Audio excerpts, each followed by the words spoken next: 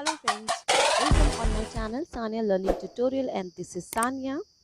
आपके लिए एक बहुत ही अच्छी गुड न्यूज़ है। हमारे चैनल पे अब से कॉमर्स के एंड इकोनॉमिक्स के लेसन प्लान की सीरीज़ स्टार्ट होने जा रही है।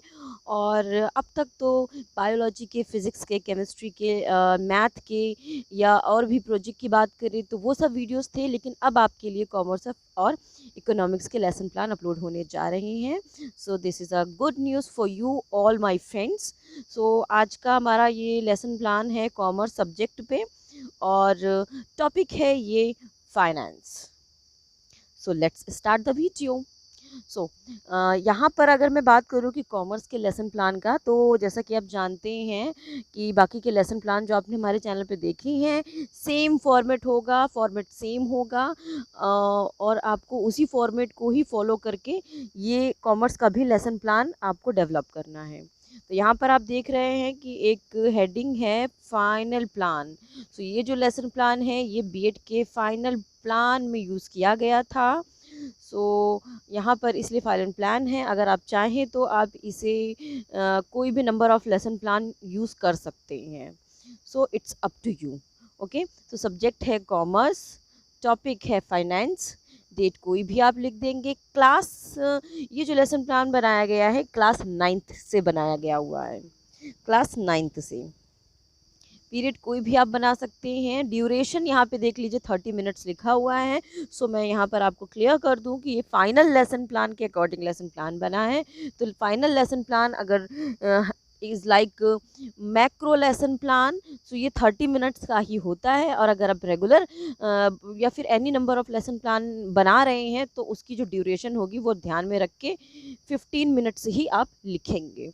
इस बात का ध्यान रखिएगा, ठीक है। टॉपिक को हमेशा अंडरलाइन करके लिखिएगा और सेंटर में लिखिएगा। तो ये जो छोटी छोटी टिप्स हैं ये हमेशा मैं अपने हर लेसन प्लान में आपको बताती चली आई हूँ और इस पूरे लेसन प्लान में भी आपको बहुत सारे टिप्स आपसे शेयर करने वाली हूँ मैं।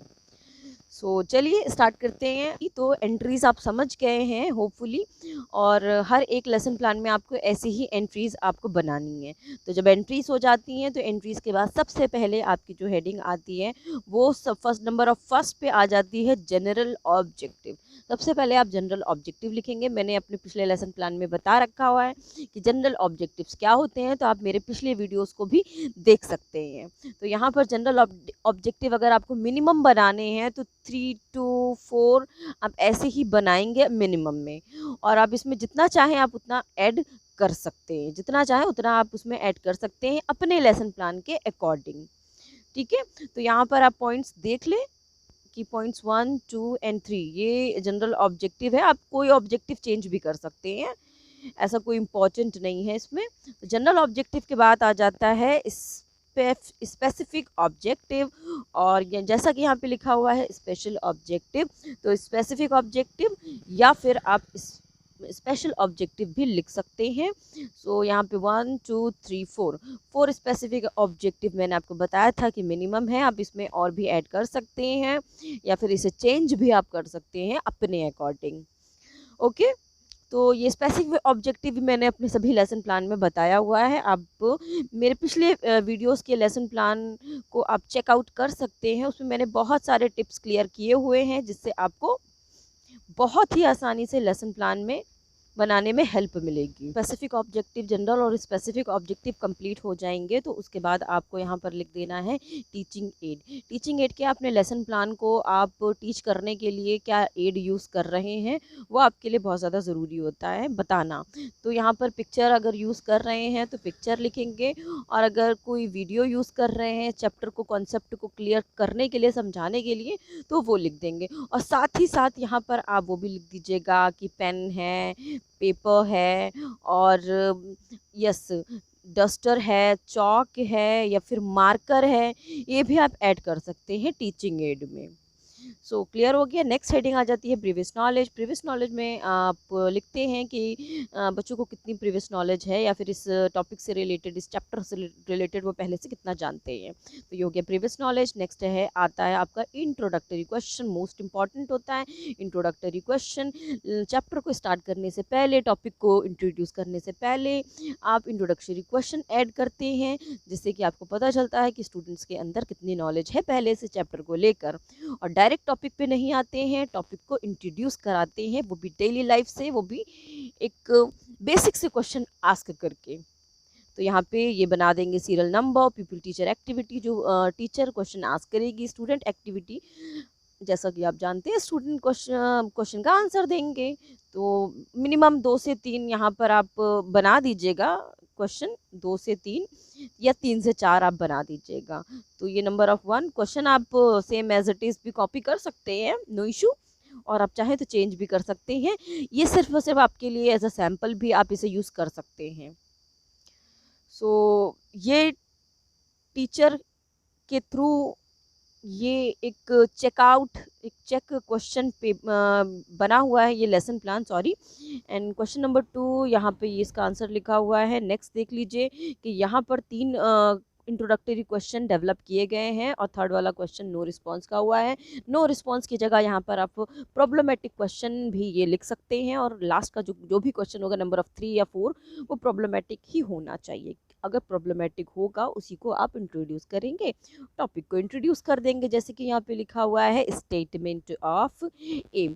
जब आपने बच्चों का रिस्पॉन्स आया प्रॉब्लमेटिक क्वेश्चन, तो आपने स्टेटमेंट ऑफ एम को इंट्रोड्यूस कर दिया। So today we will study about finance, today we will study about finance, आपने इंट्रोड्यूस कर दिया टॉपिक को। नेक्स्ट प्रेजेंटेशन, नेक्स्ट आपका आ जाता है प्रेजेंटेशन का पार्ट। अब जब आपने चैप्टर को इंट्रोड्यूस करा ही दिया है तो स्टार्ट कर दीजिए, किस बात की देरी।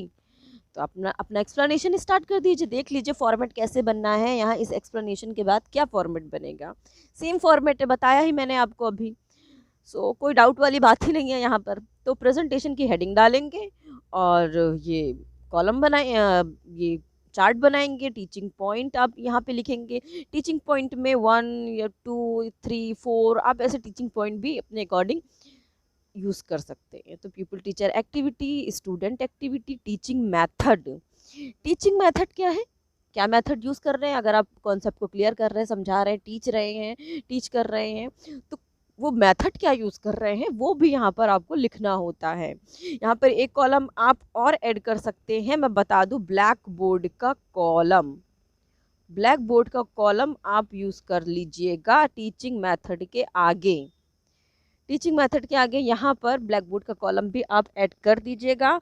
और दूसरा ऑप्शन आपके पास ये भी है कि आप टीचिंग मेथड को चाहे तो स्किप भी कर सकते हैं, इसका कॉलम स्किप कर सकते हैं, और ब्लैक बोर्ड का आप ज़रूर ऐड कर दीजिएगा। तो इससे आपका लेसन प्लान और ज़्यादा बेहतर बनेगा। तो क्लियर हुई यहाँ तक बात? चलिए, आपको कोई डाउट ना हो इसलिए मैं थोड़ा सा अच्छे से आपको समझाती हुई चलती हूँ।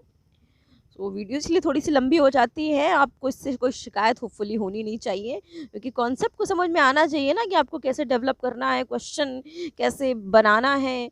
सो एक बार अगर इजी हो जाता है ना हमारे लिए, तो आगे के भी हमारे लिए बहुत आसान हो जाते हैं। तो यहाँ पे देख लीजिए टीचिंग पॉइंट क्या है, meaning of finance. Meaning of finance, यहाँ पर सबसे पहले इन्होंने मीनिंग ऑफ फाइनेंस हेडिंग बनाई है और इसको यहाँ पे इन्होंने एक्सप्लेन भी कर दिया है। आप चाहें तो थोड़ा सा सिंपल करने के लिए क्या कर सकते हैं, ये मीनिंग ऑफ फाइनेंस से पहले डेवलपिंग क्वेश्चन को ऐड कर सकते हैं। It's up to you, developing question के बाद भी आप एक्सप्लेनेशन कर सकते हैं, ठीक है, या फिर डायरेक्ट एक्सप्लेनेशन भी कर सकते हैं। लेकिन अगर पहले डेवलपिंग डालेंगे तो लेसन प्लान बहुत ही ज़्यादा अच्छा होगा। तो दोनों ही तरह से ये लेसन प्लान बनते हैं, स्टूडेंट एक्टिविटी और यहाँ पे हो गया डिडक्टिव मेथड। देख लिया आपने डिडक्टिव मेथड। तो यहाँ पे अगर जो टीच किया गया है, मेथड क्या यूज़ किया गया है, डिडक्टिव मेथड यूज़ किया गया हुआ है। तो आपको मैं बता दूँ, एक बहुत शॉर्ट में बता देती हूँ कि डिडक्टिव मेथड क्या होता है। डिडक्टिव मेथड वो होता है कि जब भी अगर हम कुछ कॉन्सेप्ट को पढ़ा रहे होते हैं तो पहले कॉन्सेप्ट को पढ़ाना, कॉन्सेप्ट के पढ़ाने के बाद उसका एग्जाम्पल देके उसको समझाना, ये होता है डिडक्टिव मेथड। क्लियर हो गया? तो यही होता है डिडक्टिव मेथड। यहाँ पे आपने यहाँ पे लिख दिया है डिडक्टिव मेथड।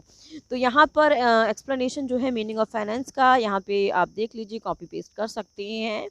और परफेक्ट बना हुआ है ये लेसन प्लान, इसमें कोई भी प्रॉब्लम नहीं है और बहुत ही अच्छी कॉन्सेप्ट लिया गया है इस लेसन प्लान का। तो बिल्कुल आप इजीली आप इसे स्टॉप करके फॉरवर्ड करके बैक करके आप इसे नोट डाउन करें, अच्छे से समझें। एंड इसके बाद यहाँ पे देखिए डेवलपिंग क्वेश्चन ऐड किया गया है हेडिंग।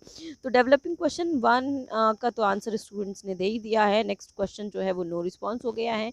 यहाँ पे क्या हो गया है कि पहले क्वेश्चन पूछ लिया है और तो यहाँ पे बता दिया है कि इंडक्टिव मेथड यूज़ किया गया है। अब मैं आपको बता दूं कि ये इंडक्टिव मेथड क्या है, ये भी बहुत शॉर्ट में बता देती हूँ, डीपली नहीं जाऊँगी अभी। तो इंडक्टिव मेथड क्या हो गया है कि इस इंडक्टिव मेथड में पहले एग्जाम्पल दे के समझाते हैं, उसके बाद कॉन्सेप्ट आता है, उसके बाद कॉन्सेप्ट से समझाते हैं। तो just opposite of deductive method. तो बहुत इजी है inductive deductive method. I hope आपको एक शॉर्ट सी लाइन में समझ में आ गया होगा। ठीक है, आप अगर आप मुझसे कहेंगे तो इसका एक मैं डीपली लेंथी वीडियो बना दूंगी। अब मुझे कमेंट कर दीजिएगा तो मैं इसका भी एक और वीडियो लेकर आ जाऊंगी। आगे बढ़ते हैं। देखिए ये नेक्स्ट टीचिंग पॉइंट है, नेक्स्ट टीचिंग पॉइंट है। यहाँ पर पहले कॉन्सेप्ट को बताया है, बाद में एग्जाम्पल दिया हुआ है, इसलिए यहाँ पे मेथड जो लिखा हुआ है डिडक्टिव मेथड है। ठीक है, एक कॉलम प्लीज़ बना लीजिएगा इसके आगे ब्लैक बोर्ड का, ठीक है, वो ज़्यादा अच्छा रहेगा। सो देख लीजिए, ये सारे नोट डाउन कर लीजिए आप रीड करके। ओके, डिडक्टिव मेथड, ये कुछ पॉइंट्स हैं टीचिंग पॉइंट के, ये पॉइंट्स को भी आप देख लीजिए, ध्यान पूर्वक देखिए और नोट डाउन करिए। देखिए ओके, सो मैं आपको बता दूं कि हमारे चैनल पे पहले से ही बहुत सारे लेसन प्लान अपलोडेड हैं एंड प्रोजेक्ट भी अपलोडेड है, फिजिक्स केमिस्ट्री बायो मैथ। आप हमारी प्लेलिस्ट चेकआउट कर सकते हैं, प्लेलिस्ट का लिंक मैं डिस्क्रिप्शन बॉक्स में डाल दे रही हूँ, आप उसे चेकआउट कीजिए। आप ऐसे भी चैनल को विज़िट कर सकते हैं, ये आप चैनल आपके लिए बहुत ही ज़्यादा हेल्पफुल रहेगा। सो प्लीज़ इसे शेयर कीजिए, ज़्यादा से ज़्यादा शेयर कीजिए ताकि बाकी लोगों को भी इससे हेल्प मिले। तो यहाँ पे देखिए नेक्स्ट पॉइंट भी है फंक्शन ऑफ फाइनेंशियल मैनेजमेंट। तो ये भी रीड डाउन कर लीजिए। अगर कोई डाउट हो तो आप मुझे कमेंट कर सकते हैं, और ताकि हम अपने आगे के लेसन प्लान में और ज़्यादा इम्प्रूवमेंट कर सके, आपको जो ज़्यादा अच्छा लगे। तो आई होप मेरे कुछ टिप्स आपके लिए बहुत ही ज़्यादा हेल्पफुल रहे होंगे। तो ये तो कंप्लीट हो जाता है एक्सप्लेनेशन का पार्ट। ठीक है, वीडियो को पॉज करके बैकवर्ड फॉरवर्ड करके पूरा देखिएगा और स्किप मत कीजिएगा। ओके, एक्सप्लेनेशन कंप्लीट होता है तो एक्सप्लेनेशन के बाद क्या आता है आपको पता ही होगा, ब्लैक बोर्ड समरी। मेरे बाकी के पिछले लेसन प्लान आप देख लीजिएगा, उससे आपको बहुत ज़्यादा इजी फॉर्मेट का पता लग जाएगा। तो ब्लैक बोर्ड समरी यहाँ पे देखिए, यहाँ पे ऐसा स्टिक किया हुआ है, तो आप ऐसे भी कर सकते हैं। बट एक ऑप्शन आपको और बहुत अच्छा मैं बता रही हूँ कि अगर आप मेरा पिछला वीडियो देखेंगे, वहाँ पर जैसा ब्लैक बोर्ड समरी बनाई गई है, अगर आप वैसा ब्लैक बोर्ड समरी यहाँ पर स्टिक करके A4 शीट में यहाँ अगर लगा देंगे तो वो ब्लैक बोर्ड समरी आपकी ज़्यादा अच्छी बनेगी। तो ये होगी ब्लैक बोर्ड समरी। उसके बाद ब्लैक बोर्ड समरी के बाद आ जाता है रिकैप क्वेश्चन। यहाँ पर इवैल्यूटरी क्वेश्चन लिखा हुआ है, तो इवैल्यूटरी क्वेश्चन के बजाय अगर यहाँ पे आप रिकैप लिख देंगे कि रिकैप क्वेश्चन है, तो वो बहुत ज़्यादा अच्छा रहेगा। ठीक है, तो ज़्यादा ये भी ठीक है, बट वो भी ज़्यादा अच्छा रहेगा अगर आप रिकैप क्वेश्चन करते हैं, क्योंकि एक्सप्लेनेशन के बाद आप लास्ट में तो रिकैप क्वेश्चन पूछते हैं कि जितना भी आपने पढ़ाया है कि कितना समझ में आया है, तो आंसर तो आप एक्सपेक्ट करेंगे ही ना, तो क्वेश्चन तो पूछेंगे ही। तो ये हो गया 1 2 3। यहाँ पर सिर्फ क्वेश्चन लिखने होते हैं, आंसर नहीं लिखना होता है, आंसर सिर्फ आपको पूछना होता है। तो 3 क्वेश्चन सफिशिएंट है रिकैप क्वेश्चन में। हो गया यहाँ पे कंप्लीट रिकैप क्वेश्चन। तो एंड में लास्ट में आता है आपका homework. So there is your homework. आपको एक होमवर्क तो देना ही होता है। तो होमवर्क क्या हो गया है, आप कोई भी असाइनमेंट दे सकते हैं, प्रोजेक्ट दे सकते हैं, या फिर लर्निंग के लिए दे सकते हैं, या फिर लिखने के लिए, याद करने के लिए। तो आप कोई भी क्वेश्चन यहाँ पर एक दे देंगे। सो यहाँ पर कंप्लीट होता है ये कॉमर्स का लेसन प्लान। हम लास्ट में मैं आपको टीचिंग एड दिखा दे रही हूँ कि क्या टीचिंग एड इस लेसन प्लान में यूज़ किया गया था। सो आपको इससे एक आइडिया मिल जाएगा कि टीचिंग एड आप कैसा यूज़ कर सकते हैं इस लेसन प्लान को पढ़ाने के लिए। तो ये देख लीजिए, ये एक चार्ट बना के यूज़ किया गया है टीचिंग एड। तो आप भी कुछ ऐसा ही बना दीजिएगा चार्ट, बहुत ईजी है।